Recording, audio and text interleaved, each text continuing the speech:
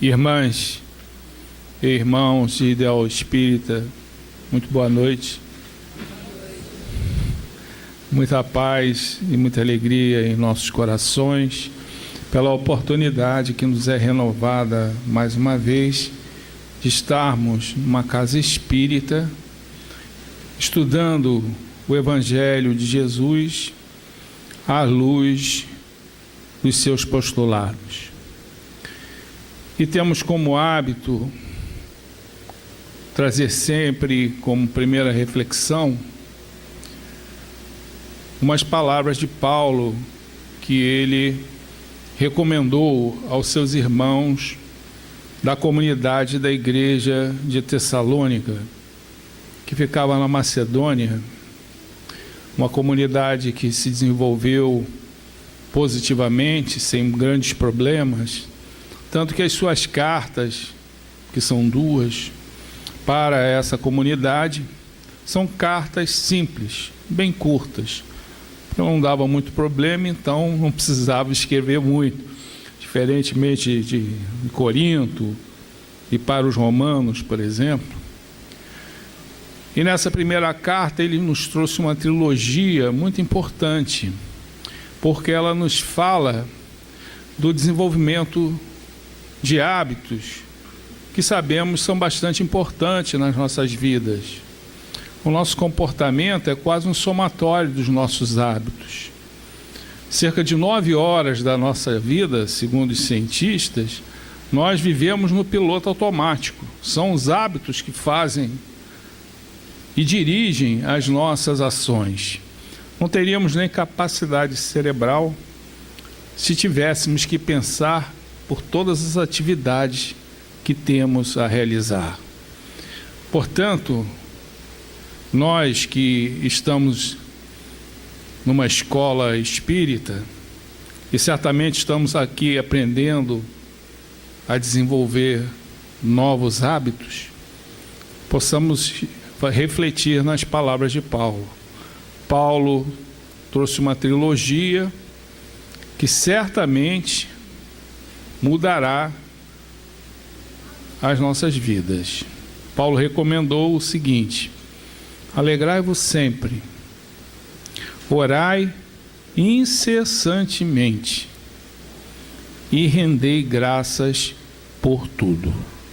Paulo falava em agradecimento, Paulo falava em oração incessante e falava também em alegria, independente das coisas que nos circundam. Alegrai-vos sempre. É uma alegria independente. Hoje a ciência também procura defender esses 3 hábitos como muito importantes. A importância do agradecimento, a importância da prece, mesmo que não acreditem muito em Deus, mas eles entendem que o nosso cérebro, ele foi como que conformado para a oração, como que programado para a oração. Então, orem sempre, incessantemente, como afirmou Paulo. E, evidentemente, com isso nós vamos começar a também ter como hábito a alegria. Evidentemente que não devemos aqui demonizar a tristeza, não que isso se constitua num estado de espírito, mas a tristeza também nos faz refletir. Hoje está muito em moda, a pessoa sente uma tristeza, pensa logo que está com depressão, né? Isso é muito popular, está muito difundido, embora realmente seja uma doença difícil, né? Mas ela também é de difícil diagnóstico, ela é multifacetada. Então as pessoas sentem uma tristeza e colocam logo a culpa na depressão. Evidentemente que não são lições tão difíceis de nós praticarmos. Estamos falando de agradecimento, estamos falando de oração. Podemos fazer a qualquer momento e devemos fazer sempre, né? Para que isso, como lhes falei, se torne um hábito. Nós sabemos que os hábitos, repisando, são bastante importantes. E tem uma passagem que recorda aqui, do livro No Mundo Maior, do nosso André Luiz, quando ele vai, junto com o seu mentor Calderaro, visitar um doente no hospital. Quando ele se aproxima, identifica junto a esse doente um espírito que lhe está vinculado, um espírito em sofrimento. Apresentava até uma ferida aqui no tórax. E aquela ligação se fazia porque esse homem que estava no hospital havia assassinado esse espírito, ou esse homem, né? Cerca de 20 anos antes. Eles tinham uma ligação grande e por uma série de situações que não vale a pena comentar aqui, acabou se perpetuando então aquele homicídio. É interessante que Calderaro pede para André Luiz que fixe o cérebro daquele irmão que estava ali doente. E ele identifica nas várias regiões 3 zonas de vibrações diferenciadas. 3 zonas de vibrações diferenciadas. E é interessante que depois Calderaro lhe pede para que também faça o mesmo procedimento no irmão que o estava obsediando, no cérebro desse irmão, no seu perispírito. E evidentemente que o padrão vibracional certamente era o mesmo. É interessante que Calderaro traz uma visão bastante construtiva para nós com relação a essas 3 zonas vibracionais. Ele fala que cada uma dessas 3 zonas correspondem como se fosse um andar num castelo. Então, o nosso cérebro, estamos falando aí no aspecto físico, né? Não estamos falando ainda das questões espirituais, do nosso espírito, que é o inconsciente, né? Ele estava falando do nosso cérebro, isto é, da nossa zona que tem, que é palpável, né? Porque o inconsciente é vibracional, não há como palpar, né?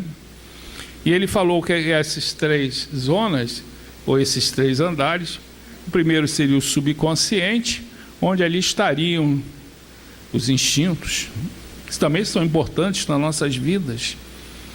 Evidentemente, tem uns são milenares que nós temos que extirpar, porque vem das situações antigas, onde nós tínhamos que lutar, matar, enfim, para sobreviver. Mas os instintos são importantes para decidir. E no livro dos Espíritos, às vezes, falam até que é melhor você ouvir o instinto que a razão. E sempre que você faz uma escolha, você tem que pesar os seus instintos, a razão e também, né, a sua experiência. E nesse subconsciente também ali residem os hábitos, que podem ser criados por nós. Nós precisamos substituir hábitos antigos por novos hábitos. A zona no consciente, que seria essa terceira zona vibracional, onde ali estariam a vontade, né, da criatura, os seus esforços que ela empreende, e no superconsciente que ele colocou ali, então estariam os ideais da criatura. É como se nós tivéssemos passado, presente e futuro no mesmo momento, né? Era até a visão de Agostinho do tempo, Santo Agostinho, né? Que ele colocava que o tempo é formado pelo presente, passado, presente, presente e o presente, futuro. Que nós possamos então desenvolver esses 3 hábitos, façam essa reflexão, procurem o agradecimento por tudo aquilo que nós recebemos, a oração sempre, que é fundamental, orar incessantemente.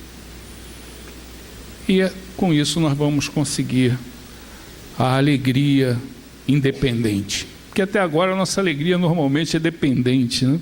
Depende muito dessas situações exteriores, né? Se alguma coisa positiva nos vem a acontecer, aí nós ficamos alegres. Devemos ficar, mas devemos buscar, acima de tudo, essa alegria independente daquilo que nos cerca. Então, que possamos fazer essas primeiras reflexões. E lembrando Jerusalém, que foi mencionado pelo nosso Emmanuel na página de abertura, nós vamos fazer um comentário sobre a última semana de Jesus aqui na Terra. Sabemos que, ao se aproximar a festividade da Páscoa do ano 33, que era a festividade mais importante do calendário judaico de festividades, era aquela festa que marcava a libertação do cativeiro no Egito, cerca de 1.300 anos antes, à época de Jesus. Jerusalém recebia as maiores multidões de peregrinos de toda a província da Palestina, como também os judeus que viviam fora da Palestina, conhecidos como os judeus da diáspora, tornando Jerusalém numa cidade com um colorido muito diverso, um grande número de línguas também bastante diferentes. E até os romanos, né, destacados a serviço do Império, também para lá se deslocavam. Inclusive, na época, o próprio procurador romano, Pôncio Pilatos, teve que se deslocar da seu palácio, que ficava em Cesareia Marítima, para se deslocar para aquela cidade que estava situada no meio do deserto. Sabemos que Jesus entrou em Jerusalém, uma delegação que foi envolvida por grande alegria. Ele veio de Betânia, uma cidade que distava talvez 3, 4 quilômetros de Jerusalém, e foi recebido, como lhes falei, sob o palco de intensa alegria. As pessoas cantavam de alegria porque havia acontecido, antes dessa entrada, um fato que havia marcado muito o povo de Jerusalém, né?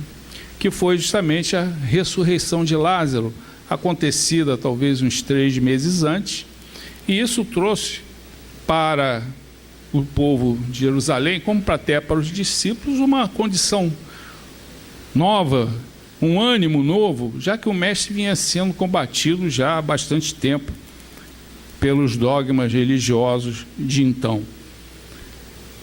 Esse acontecimento, a ressurreição de Lázaro, foi muito importante na missão de Jesus, porque após a crucificação de Jesus, a ressurreição de Lázaro, o Sinédrio resolveu reunir o seu conselho, que era um número pequeno de sacerdotes, não precisava ser os 71 ou 62 membros, e lá foi deliberada a sentença de morte de Jesus.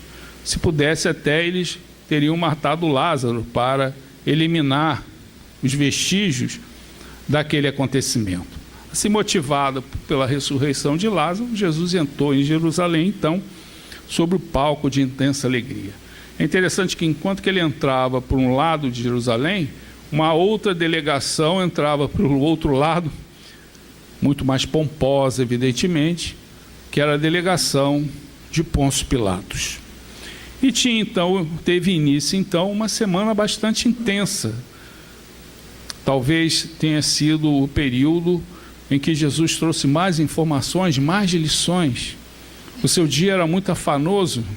Ele normalmente ia cedo para o templo de Jerusalém e ficava ali até o final quase do dia, e retornava para Betânia, para a casa de Marta e Maria, passava a noite e pela manhã retornava e ia diretamente para o templo para trazer as suas lições. Assim, então, ele entrou em Jerusalém no domingo, esteve lá na segunda-feira, um dia muito intenso.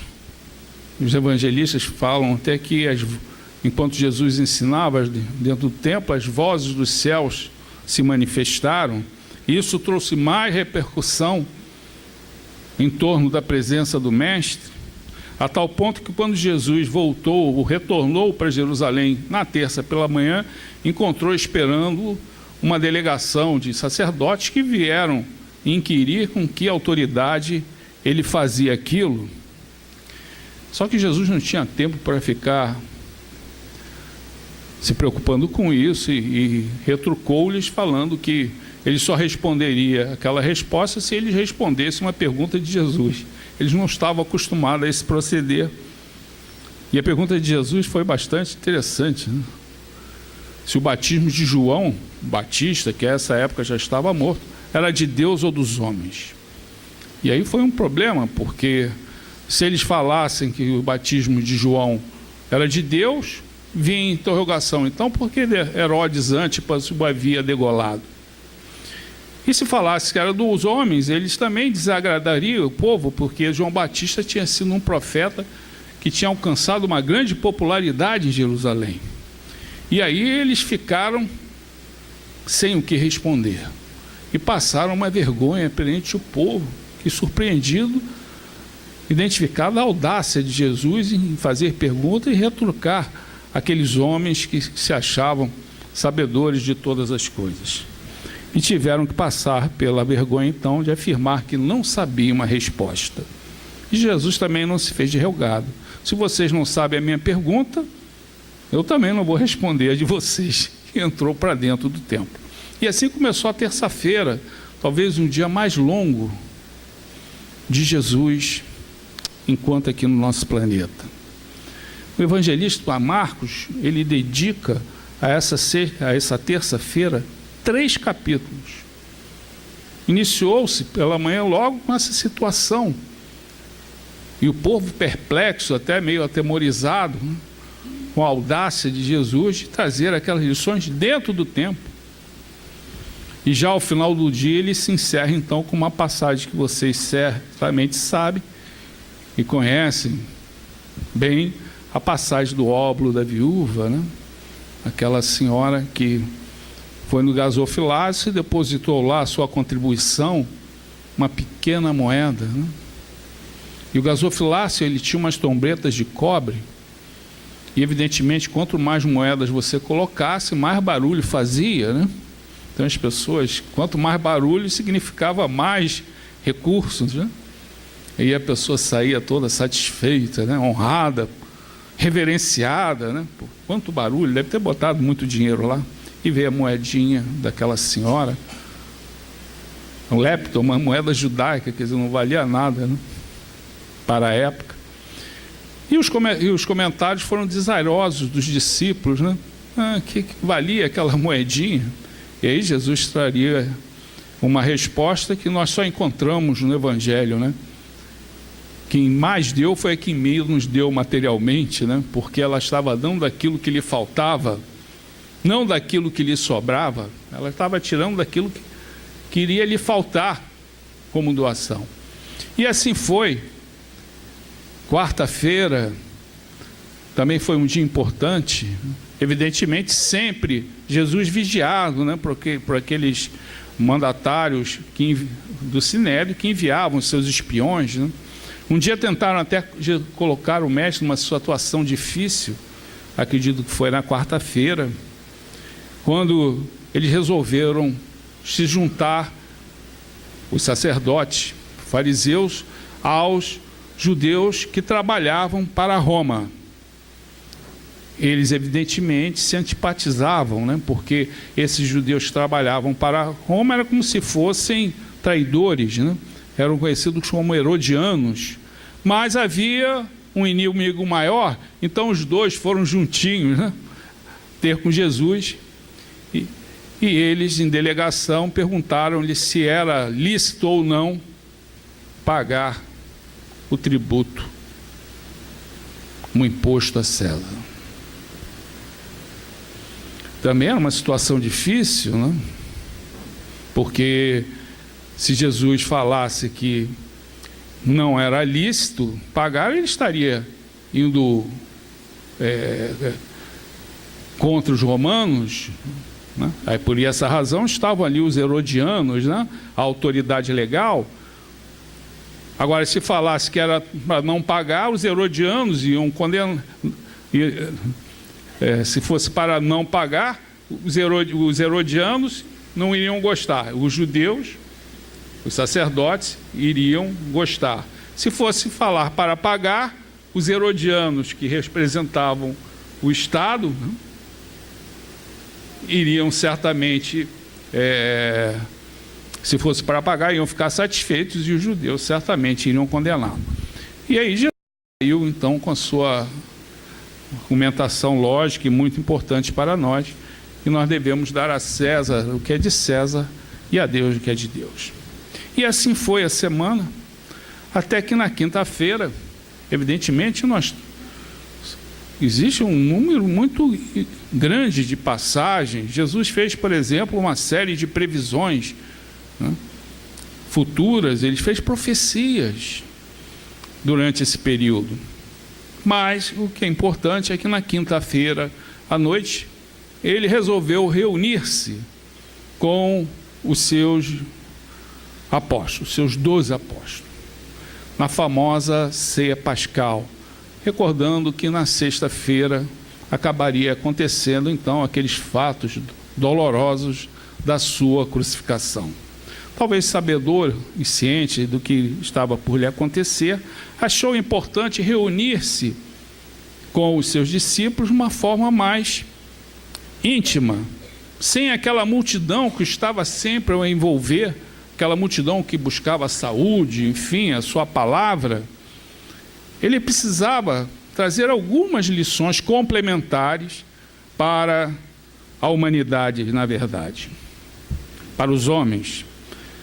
E assim, ele se reuniu no cenáculo, em Jerusalém, provavelmente uma região rica da cidade. O cenáculo era uma casa que tinha um pátio em cima, né, como se fosse uma laje. Antigamente as casas não tinham, era um teto quase formado de barro, né?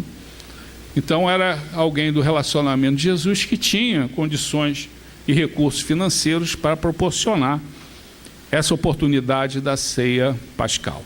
Evidentemente, bem sabemos nós, que já estava em curso, né, toda aquela trama com Judas, que iria entregar o mestre para as autoridades que queriam matar Jesus, cuja sentença, como lhes falei, já fora lavrada bem antes, após a ressurreição de Lázaro.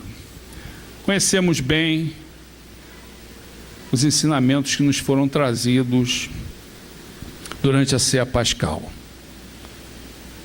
Foi um acontecimento importante, muito referenciado em quadros, representações. É muito comum as casas terem, né, a representação da ceia pascal. É interessante que, numa passagem marcante, o mestre inicia aquela ceia identificando aquela discussão entre os seus discípulos, que eram 12, aliás, uma discussão recorrente, quem iria sentar à esquerda e à direita, né, de Jesus. Era uma questão muito humana, né? E o mestre teve que trazer uma lição definitiva para aqueles homens, né, e para nós, né? Ele retirou a sua túnica, cingiu uma toalha e começou a lavar os pés daquelas criaturas, perguntando a Pedro: quem é o maior? O que serve ou é servido? Assim que ele iniciou essa ceia pascal, imaginemos, já estava anoitecendo, com aquelas lamparinas, aqueles 12 discípulos. E o mestre começou então a trazer, né, uma série de orientações bastante importantes. Me recordo aqui, numa delas, do apóstolo Filipe. O apóstolo Filipe quase não falou no Evangelho. Se vocês pegarem os 4 evangelhos conhecidos, não existe quase nenhuma referência de alguma fala de Filipe. Entretanto, ele tem um pedido mais excêntrico que eu já vi, ou que aconteceu no Evangelho para Jesus. Porque o mestre, já sabendo o que ia acontecer, falou: olha, não se turbe o vosso coração. Nós já estudamos isso aqui no Evangelho segundo o Espiritismo. Não se turbe o vosso coração. Tende confiança. Para onde eu vou, estou preparando o lugar e vocês sabem o caminho. Aí Tomé falou: mestre, Eu não sei qual o caminho. Ele já tinha demonstrado de todas as maneiras, o caminho é o amor, né? Mas ele falou, mas Tomé, o caminho, você já sabe, não? Eu sou o caminho, verdade, né?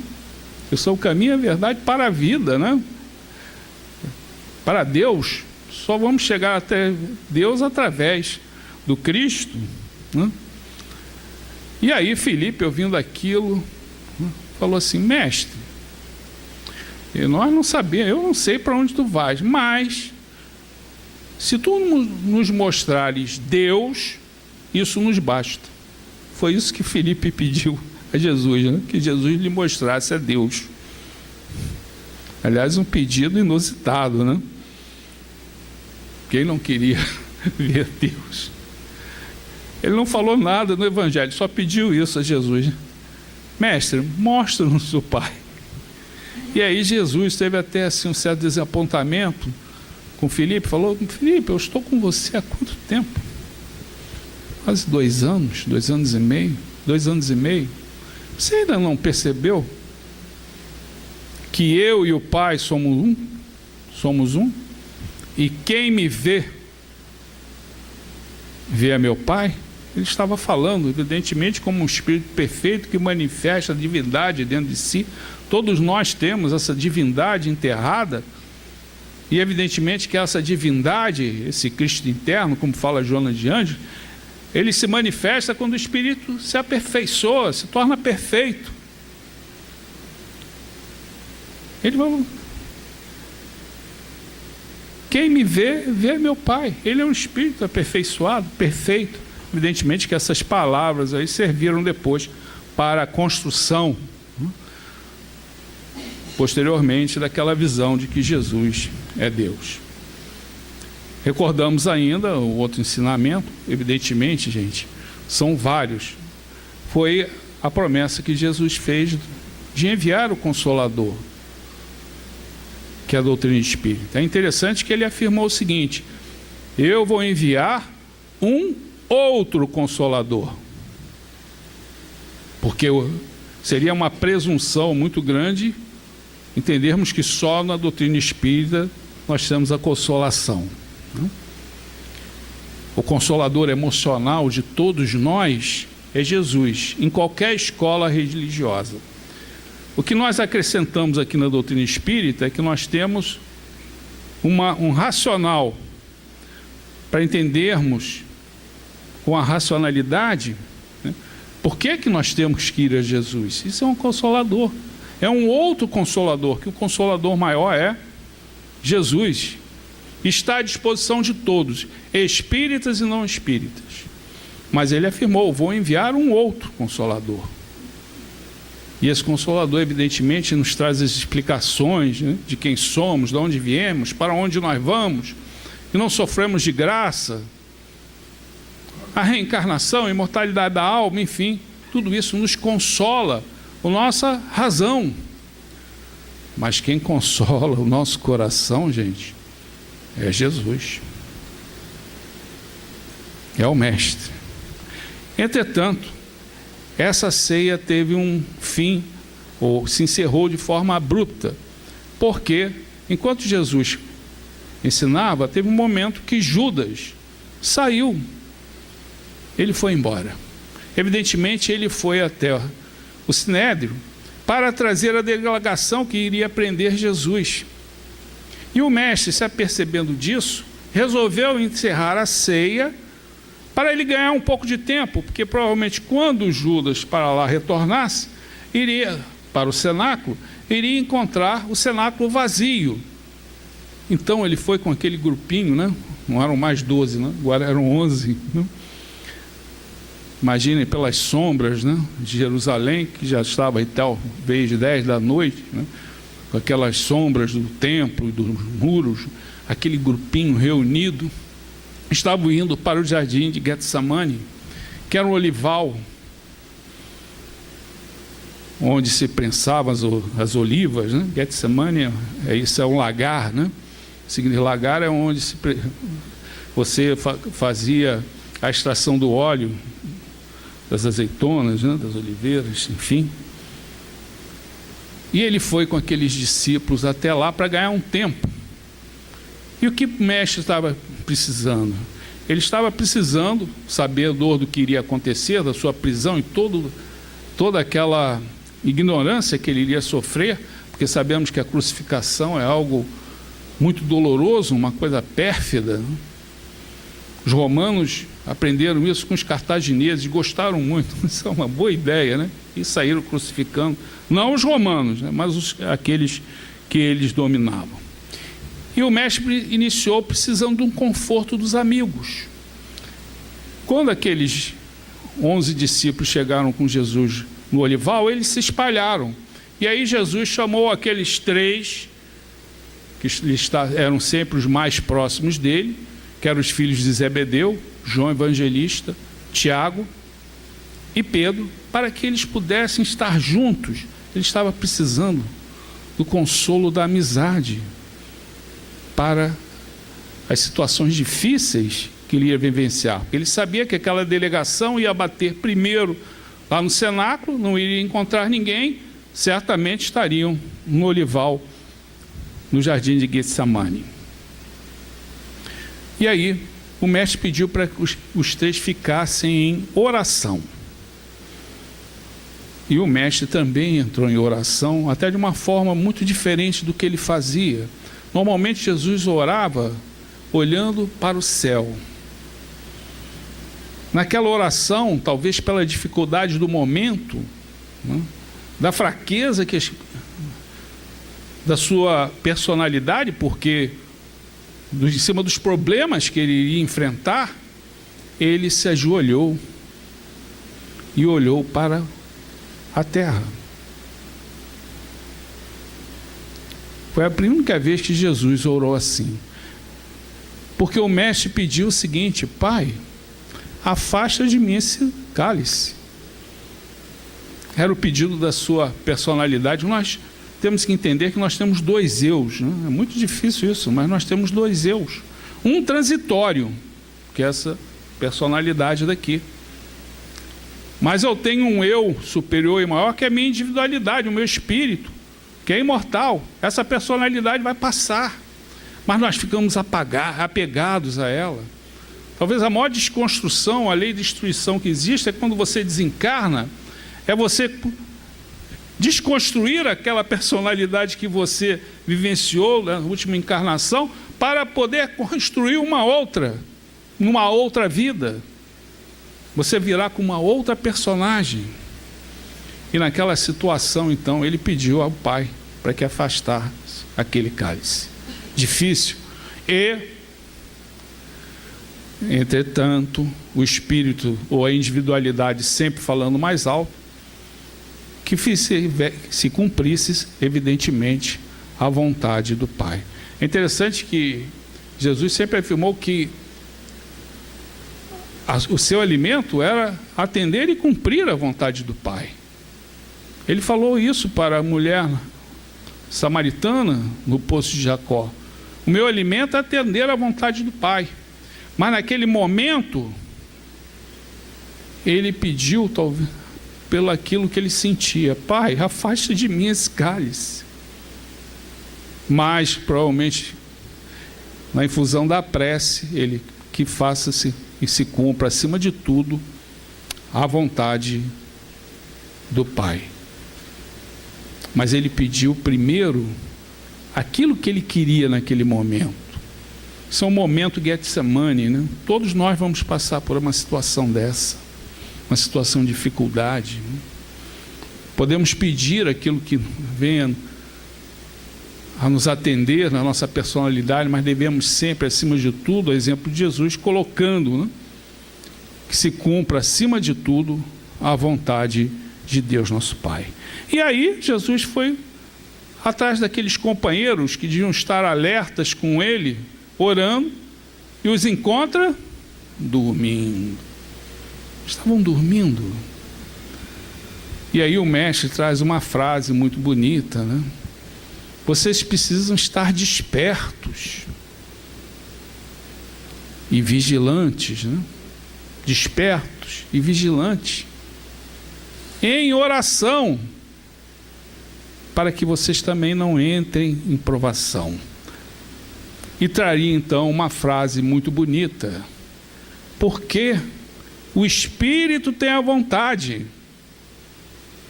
mas a carne é fraca. É interessante que ele voltou a orar, e aí voltou novamente, os 3 continuavam a dormir. E foi assim por 3 vezes.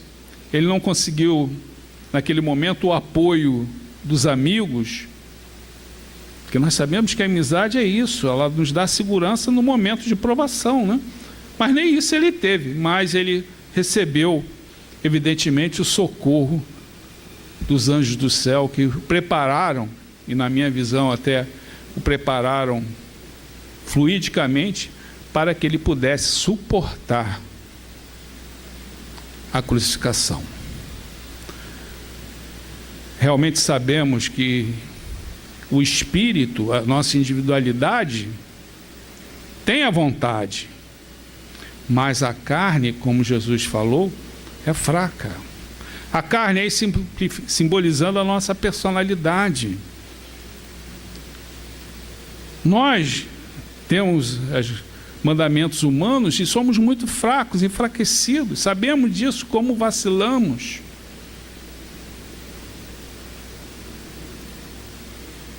Evidentemente que, embora fraca, nós procuramos valorizar demais essa personalidade.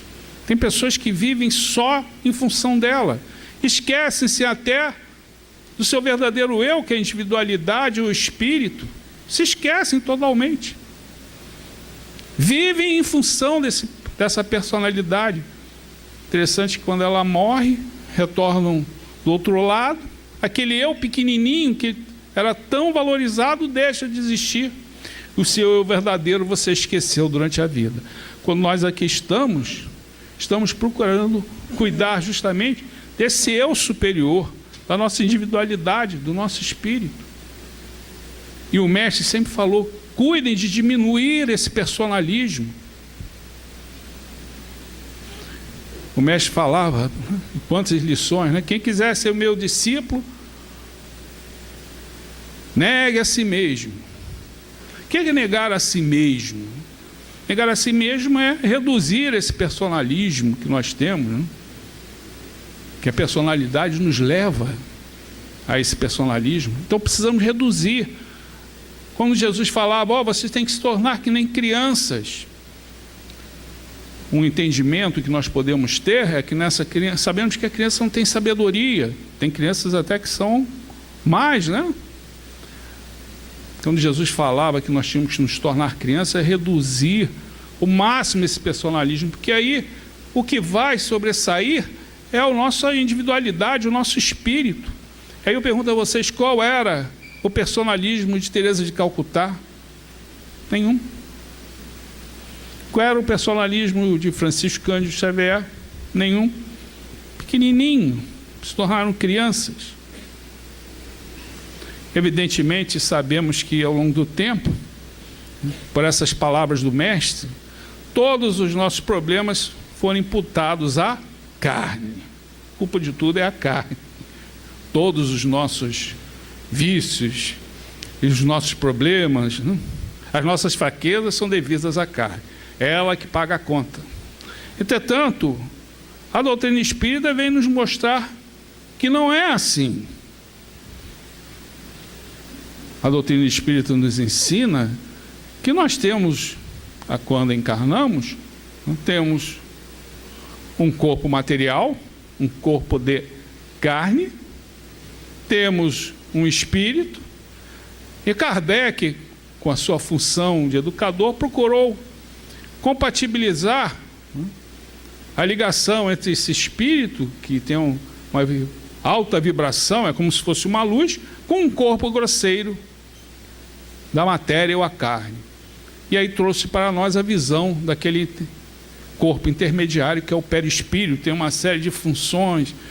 Aqui vocês já devem estar craques nisso aí. Mas foi uma visão muito boa, importante. Não é que fosse uma visão nova, aliás, é bastante antiga, esses corpos intermediários na antiguidade, as religiões espiritualistas, principalmente ligados ao hinduísmo, falavam que os homens têm 7 corpos, 9 corpos. Para nós entendermos 3 já é difícil, né? Imagine nós estudando aí 7 corpos, 9 corpos. Evidentemente, isso é até natural, que você possa entender da matéria densa até o espírito. Existe uma série de gradações, né? Nós seríamos quase uma cebola, né? Cheia de camadas, né? E a doutrina espírita nos ensina que esse corpo intermediário é que faz a ligação entre o espírito e o corpo. Então, quem pensa não é o corpo, não é a carne, é o espírito. Quem sente é o espírito. Então, a carne não pode levar a culpa, carregar uma culpa daquilo que não é dela, porque os problemas estão no espírito. Evidentemente que quando o mestre fala que a carne é fraca, ele quis falar também dessa situação que lhes coloquei, né? Da dificuldade, mesmo os espíritos mais santificados, quando eles mergulham na matéria, eles sentem as dificuldades inerentes de uma nova vida aqui na matéria. Existem dificuldades muito grandes, fraquezas. Todos eles apontaram isso, evidentemente com muita luta e de estômago, conseguiram vencer.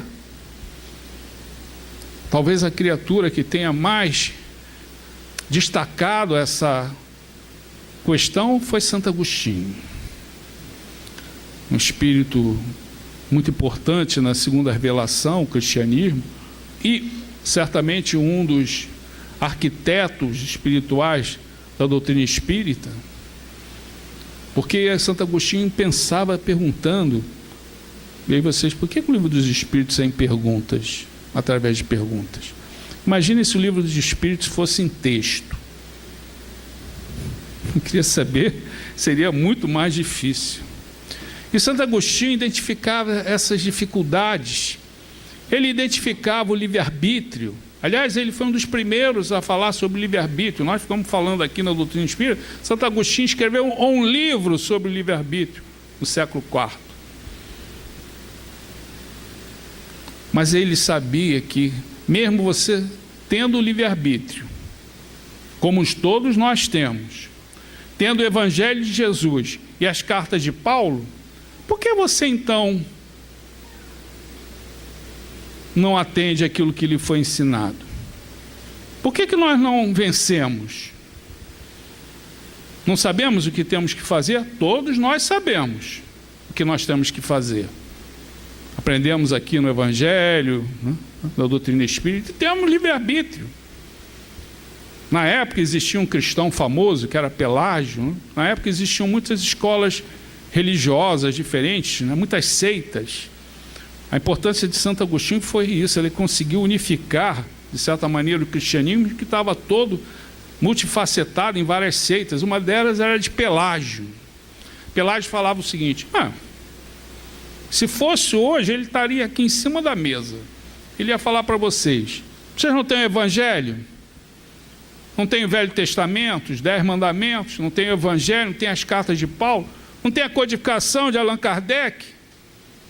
E não tem o livre-arbítrio? Por que vocês não fazem? Então, eu estou falando assim como se fosse Pelágio, tá, gente? Por que vocês não fazem o que tem que fazer?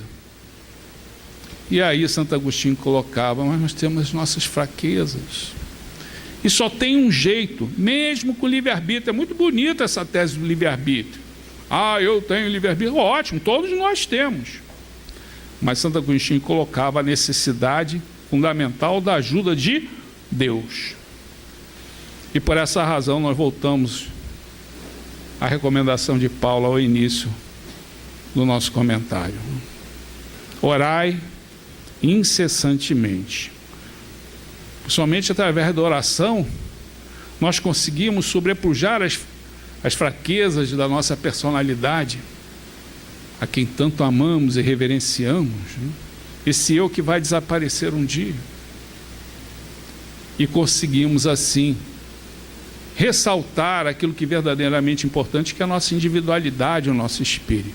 E quando nós aqui estamos sentados, estudando essas lições, é que nós estamos preocupados com isso. Nós precisamos reduzir esse nosso personalismo.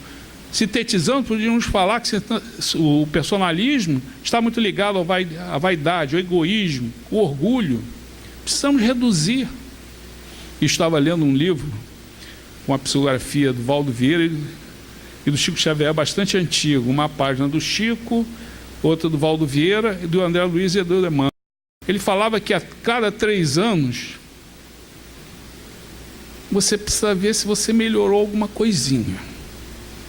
Ele deu um número, eu achei interessante essa referência dos 3 anos. Isso eu li anteontem. E achei interessante essa orientação, né? Quer dizer, não basta nós ficarmos aqui sentados ouvindo as lições, nós precisamos nos esforçar. Então eles falam que a cada 3 anos é necessário a gente dar um passinho. Não adianta ficar marcando passo. Não precisa também ser um galope. Vamos fazer um pequeno passo.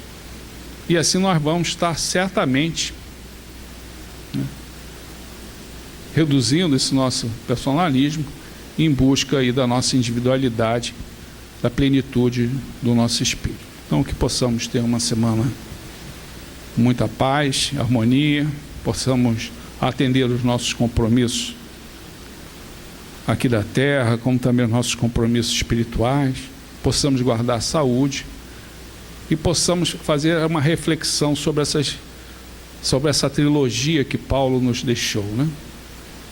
Alegrai-vos sempre, orai incessantemente e rendei graças por tudo. Então, muita paz.